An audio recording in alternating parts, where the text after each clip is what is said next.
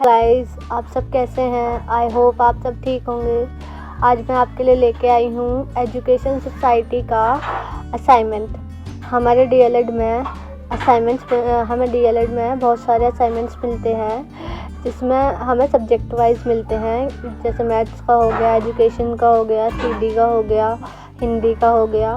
तो ये सारे हमें असाइनमेंट्स मिलते हैं। हमें किस तरह असाइनमेंट्स लिखने चाहिए, आज मैं आपको वो बताने वाली हूँ। आज मैं लाई हूँ आपके लिए एजुकेशन सोसाइटी का, जिसमें मेरे 5 क्वेश्चंस हैं। आइए चलिए देखते हैं। सो गाइस, ये है हमारा एजुकेशन एंड सोसाइटी का असाइनमेंट। तो इसमें फर्स्ट क्वेश्चन हमारा ये है, भारतीय समाज में वर्ग तथा जाति के मध्य क्या भेद है?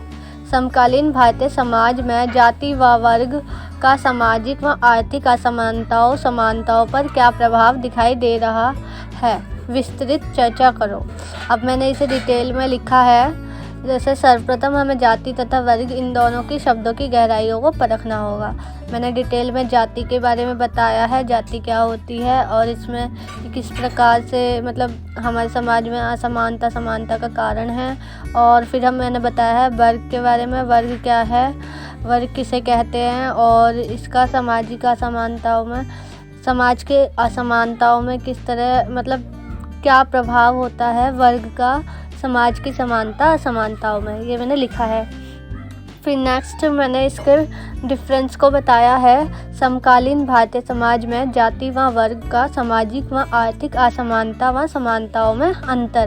यहाँ पे मैंने अंतर को डिफाइन किया है 2 कॉलम बना के, और मैंने 5-6 इसमें क्या लिखे हैं, अंतर लिखे हैं। क्या डिफरेंस है जाति व वर्ग का सामाजिक और आर्थिक असमानताओं के रूप में। फिर नेक्स्ट क्वेश्चन पे हम चलते हैं, जो है हमारा राष्ट्रीय शिक्षा नीति 1986 की मुख्य स्तुतियाँ सुझाव क्या है? विस्तृत चर्चा करो। तो मैंने इसमें पहले बताया है राष्ट्रीय शिक्षा नीति के बारे में, वो क्या होती है और वो किस नाम से प्रसिद्ध है और कब आई थी, ये सारी बातें मैंने इसमें बताई हैं। फिर सेकंड पॉइंट मैंने लिखा है शिक्षा का क्रियान्वयन 1992, ये किस तरह आई थी? 1986 के बाद ये दोबारा शिक्षा पर क्रियान्वयन क्यों किया गया, पुनर्विचार किया गया था, इस वजह से ये दोबारा आई थी। फिर हमारी आती है इसमें आचार्य राम मूर्ति कमेटी। इसमें मैंने 2 कमेटीज़ के बारे में बताया है। राष्ट्रीय शिक्षा नीति में किसने अपना योगदान दिया था, किन किन कमेटीज़ ने। तो ये मैंने 2 कमेटियाँ लिखी हैं इसमें, आचार्य राम मूर्ति कमेटी, फिर लिखी है जनार्दन कमेटी रिपोर्ट। ये 2 कमेटियों के बारे में बता के ये फिर मेरा आंसर कंप्लीट हुआ है। इस तरह मैंने असाइनमेंट्स के आंसर लिखे हैं। फिर नेक्स्ट क्वेश्चन आता है मेरा, निम्नलिखित पर विस्तृत से चर्चा करें। बालिकाओं की शिक्षा और शारीरिक दंड। बालिकाओं की शिक्षा के विषय में मैंने पहले बताया है क्या होती है और बालिकाओं की शिक्षा क्यों अनिवार्य है, क्यों ज़रूरी है। फिर हमने स्त्री शिक्षा संबंधित कुछ सिफारिशें ही बताई हैं जो की गई हैं। विद्यालय शिक्षा आयोग 1948-49 की सिफारिश, इसमें स्त्री शिक्षा के लिए कुछ महत्वपूर्ण योगदान हुए थे, कुछ महत्वपूर्ण कदम उठाए गए थे, उसके बारे में बताया है।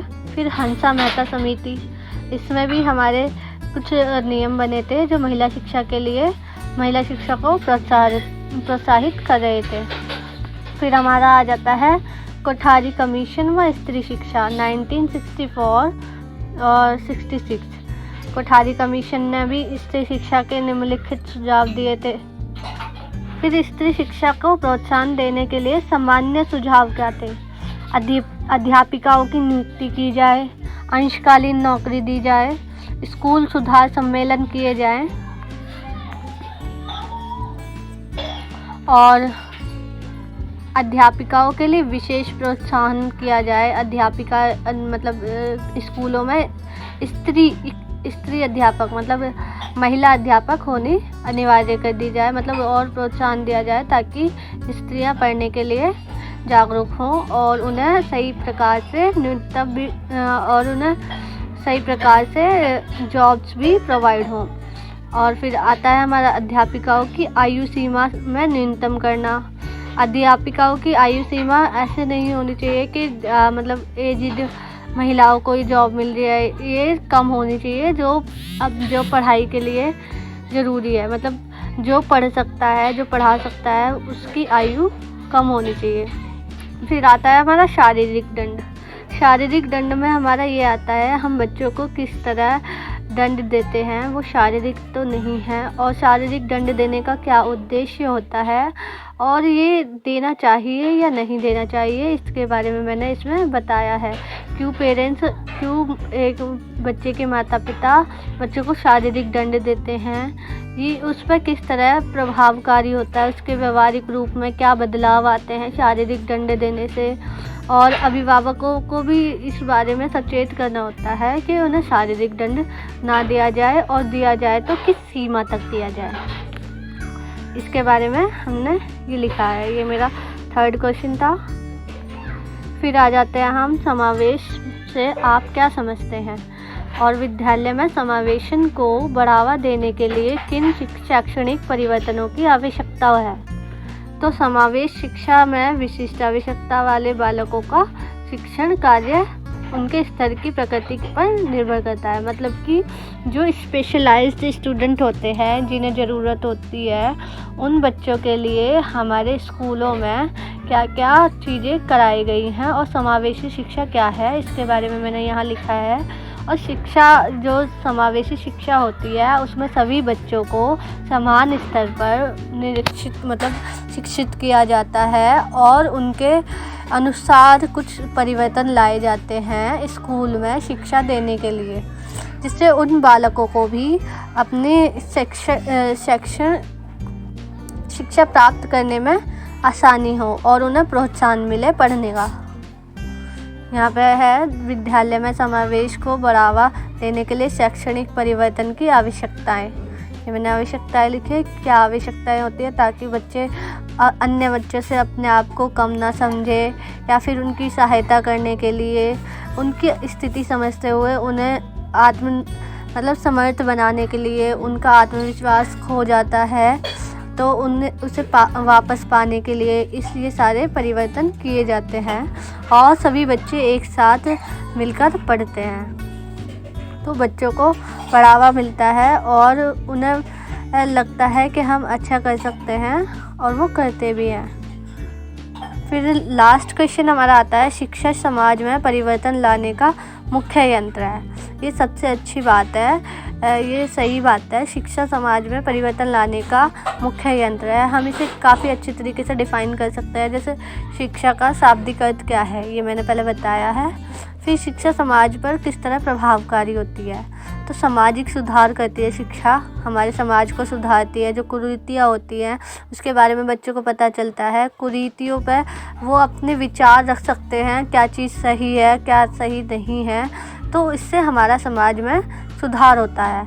जाति, वर्ग, वर्ण, इन सब में जो भेदभाव होते हैं, अब बच्चे उसे पढ़ेंगे, उसे समझेंगे, तो उससे वो सुधार ला सकेंगे। जो डिफरेंसेस किया जाता है आज भी समाज में, वो करना छूट जाएगा। तो शिक्षा इस तरह हमारे समाज में सुधार लाती है। फिर बालकों का समाजीकरण होता है। बालकों को समाज के बारे में पता चलता है, समाज में क्या क्या चल रहा है, क्या विचारधाराएं हैं, क्या संस्कृति है, इस सब की उन्हें जानकारी होती है। सामाजिक आर्थिक प्रगति होती है शिक्षा से। बच्चे पढ़ेंगे तभी हमारे देश का आर्थिक विकास होगा, और वो देश के विकास में भी बहुत कार्यरत रहेंगे। फिर समाज का राजनीतिक विकास होता है। शिक्षा समाज के राजनीतिक प्रगति में महत्वपूर्ण योगदान देती है। संसार के विभिन्न राजनीतिक विचारधाराओं का ज्ञान व्यक्ति को मात्र शिक्षा से ही प्राप्त होता है। बच्चे जब पढ़ते हैं तो वो राजनीति के बारे में भी पढ़ते हैं। उन्हें सभी देशों की, सभी राज्यों की, सभी तरह की शिक्षा राजनीति के विषय में पता चलता है, जिससे वह राजनीतिक विकास में भी सहायता देते हैं। फिर सामाजिक बदलाव। जब बच्चे सब चीज़ पढ़ेंगे तो उसमें जो कुरीतियाँ होंगी या फिर उसमें कोई बदलाव लाना होगा तो वो लाएंगे।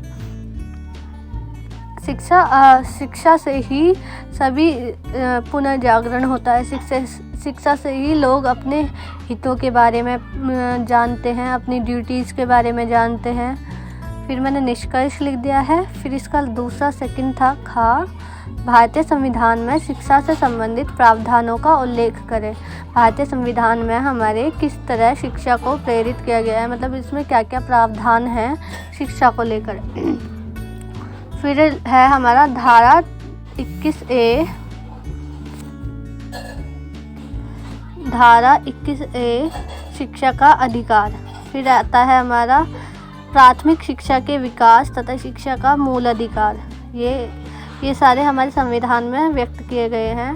फिर धारा 45 छोटे बच्चों की देखभाल तथा शिक्षा, अभिभावकों का कर्तव्य क्या होता है, इस बारे में बताते हैं। फिर सेकंड आता है हमारा धारा 28 धार्मिक शिक्षा, इसके विषय में लिखेंगे हम। फिर थर्ड पॉइंट आता है हमारा सांस्कृतिक और शिक्षा संबंधित सुधार। धारा 29 अल्पसंख्यक वर्गों के हितों का संरक्षण। और फिर आता है हमारा धारा 30 शिक्षा संस्थाओं की स्थापना और प्रशासन करने का अल्पसंख्यक वर्गों का अधिकार।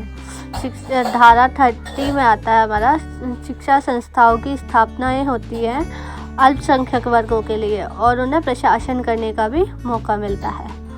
फिर कमज़ोर वर्गों के लिए शिक्षा। अब धारा 46 में अनुसूचित जनजातियों के लिए और अन्य दुर्बल वर्गों के लिए शिक्षा का अलग से शिक्षा के अलग से प्रबंध करना, उन्हों के लिए अलग से पढ़ाई की चीज़ें उपलब्ध कराना। धारा 239 संघ क्षेत्र का प्रशासन, अनुसूचित क्षेत्रों के प्रशासन और अनुसूचित जनजाति के कल्याण के बारे में संघ का निर्णय।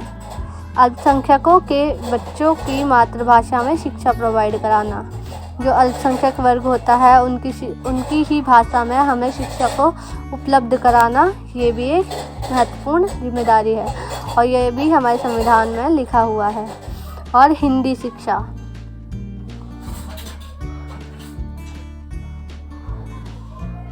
और हिंदी शिक्षा को बढ़ावा देना। हिंदी शिक्षा हमारे धारा 351 के अनुसार केंद्र सरकार का यह कर्तव्य है कि वह हिंदी भाषा को बढ़ावा दें। फिर संविधान में संशोधन क्या क्या हुए हैं हमारे अधिकार, शिक्षा के अधिकार को लेकर, वो सारे मैंने इसमें लिखे हैं। सो गाइज, ये था हमारा आज का असाइनमेंट्स क्वेश्चंस। अगर आपको पसंद आया हो तो प्लीज़ मेरी वीडियो को लाइक, शेयर एंड कमेंट ज़रूर कीजिएगा।